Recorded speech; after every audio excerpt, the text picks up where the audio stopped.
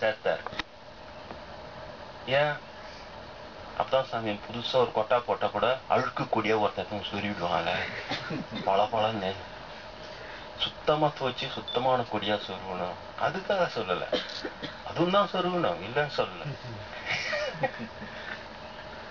அதுப்பா அவன் கிராமத்துல அதை நம்ம ஒண்ணு சொல்லிக்க முடியாது, அவங்களுக்கு அது பிடிச்சிருக்கு எப்படி எப்படியோ. அது ரொம்ப பெரிய விஷயம் இல்லை. சுத்த சமரசம் சன்மார்க்க சொன்ன அந்த உள்நாடி என்பது நாடி சுத்தி அடைய வேண்டும். இறைவனை நாடி 72,000 கோடி நாடி நரம்புகள் இருக்குதா சொல்லல, எல்லாம் சுத்தமாகணும். அப்பதான் இறைவன் வருவான். இவ்வளவு அவ்வளவு பெரியவன் இறைவன் இல்லையா? அது இறைவன் வரான்னா அது அவ்வளவு பெரிய விஷயம். அதனாலதான் அதை சொன்னாங்க. 8,000 கோடி ஆண்டுகள் கூட நீ யோகம் இருக்கலாம்டா, பகவான் வரமானையா, சுத்தம் வேணும். உள்நாடி நின்று ஒளிபெற நோக்குன்னு சொன்னார்.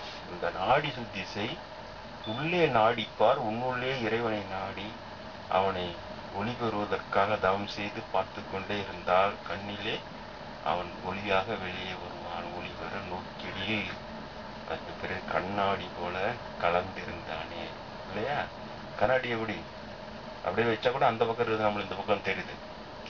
பின்னால பாதரசம் பூசிட்டா நம்ம முகத்தை நம்மளாலே கண்ணாடியில பார்க்க முடியல, அந்த அளவுக்கு தெரியுது. அப்புறம் தான் அது மூடிடுறது. வானா ஒரு நாளே 2 வாட்டி பார்த்தது. கண்ணாடி என்பது எப்படி எதிலையுமே தனியாக இருந்தாலும் கலக்காமல் இருப்பதை போல, ஞானி என்பவன் உலகத்திலேயே அவன் ஒன்று கொண்டிருந்தாலும் அதிலே கலக்க முடியாதவன. ஏனென்றால் உலகம் தனி, இவன் தனி. உலகம் அசுத்தம். உலகம் என்பது இன்று அனுபவத்திற்கு சேர்த்தார்.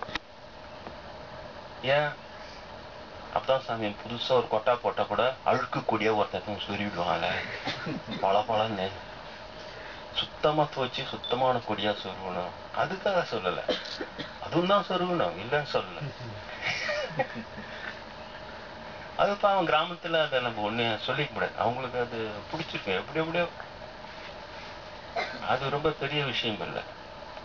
சுத்த சமரசம் சன்மார்க்க சொன்ன அந்த உள்நாடி என்பது நாடி சுத்தி அடைய வேண்டும். இறைவனை நாடி 72,000 கோடி நாடி நரம்புகள் இருக்குதா சொல்லல, எல்லாம் சுத்தமாகணும். அப்பதான் இறைவன் வருவான். இவ்வளவு அவ்வளவு பெரியவன் இறைவன் இல்லையா? அது இறைவன் வரான்னா அது அவ்வளவு பெரிய விஷயம். அதனாலதான் அதை சொன்னாங்க. 8,000 கோடி ஆண்டுகள் கூட நீ யோகம் இருக்கலாம்டா, பகவான் வரமானையா, சுத்தம் வேணும்.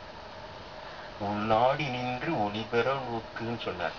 இந்த நாடி சுத்தி செய், உள்ளே நாடிப்பார், உன்னுள்ளே இறைவனை நாடி அவனை ஒளி பெறுவதற்காக தவம் செய்து பார்த்து கொண்டே இருந்தால் கண்ணிலே அவன் ஒளியாக வெளியே வருவான். ஒளி பெற நோக்கிடில் அதுக்கு பிறகு கண்ணாடி போல கலந்திருந்தானே இல்லையா? கண்ணாடி எப்படி அப்படியே வச்சா கூட அந்த பக்கம் இருக்குது, நம்மளுக்கு இந்த பக்கம் தெரியுது. பின்னால பாதரசம் பூசிட்டா நம்ம முகத்தை நம்மளாலே கண்ணாடியில பார்க்க முடியல, அந்த அளவுக்கு தெரியுது. அப்புறம் தான் அது மூடிடுறது. வானா ஒரு நாளே 2 வாட்டி பார்த்தது.